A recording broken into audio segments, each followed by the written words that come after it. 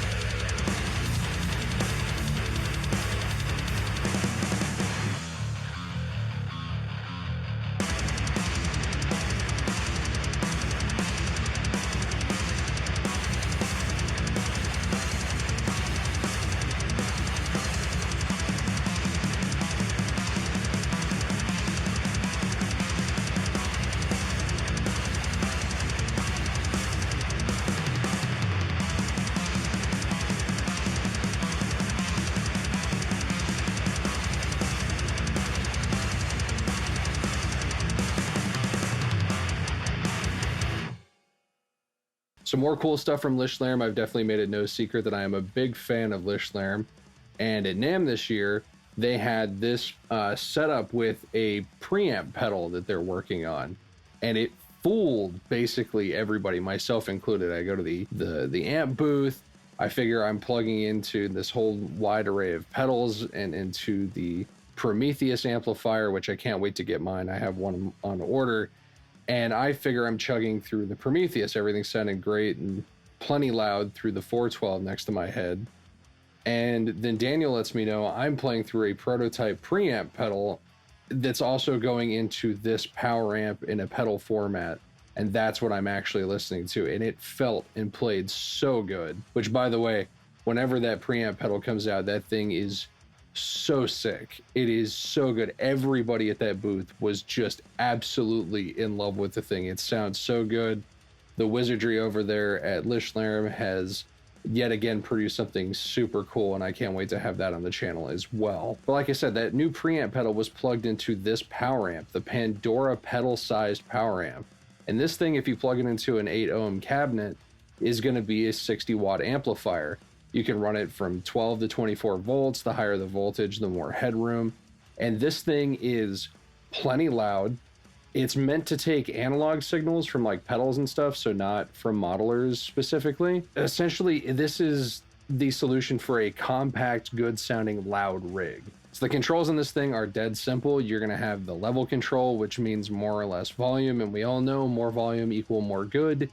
And then you do have presence and resonance controls like you would on an actual tube amplifier, which allow you to really, dial in your analog rig to sound right. Because a lot of times you'll find that, certain pedals don't have enough top end or aren't getting that sheen or maybe not feeling right on the low end. And you don't really have any way to adjust them because a lot of times those pedals don't have presence or resonance controls. So this really solves that issue for you. That's all the features in the in-mix. You actually heard me plugging into a Lichtlaerm Total Distortion Worship 2, which is actually a distortion pedal, but if you set it up and put more top in with it with the 5-band equalizer, like I've shown on this channel before when I demoed that pedal, you can use it as an effective preamp. So we'll hear it on that same, out of mix as well with that same setup so we can play around with some stuff. But then I figured it'd be cool to hear it with some actual preamp pedals and not just a distortion pedal I've set up to be a decent preamp. So we're going to hear a couple of other things. So we're going to have the Iron Scourge, which is meant to be like a dual rectifier with a Maxon overdrive smack in the front of it, getting that kind of Cannibal Corpse kind of thing. And I've showed that on the channel before.